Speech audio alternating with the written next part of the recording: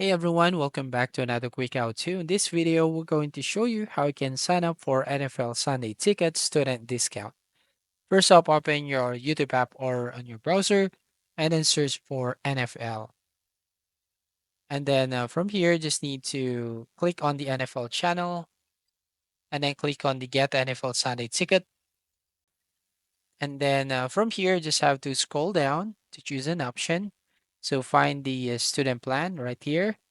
So as you can see, eligible students can save with a student plan for NFL Sunday tickets only. So click on Get Started button. As you can see, NFL Sunday tickets student plan with $100, and you can get NFL Sunday ticket plus NFL Red Zone student plan. All right, so we're going to click on Verify and Checkout button. So as you can see, you'll be redirected to Share ID to verify your student status.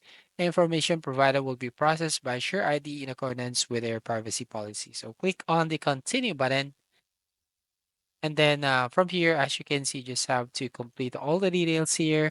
So verify your student status, enter the country, university, and college name, first name, last name, date of birth, and the email address. So once done, if you're accepted, you can go ahead and complete your purchase. So that's all. Thank you for watching. Please like and subscribe and see you on the next video.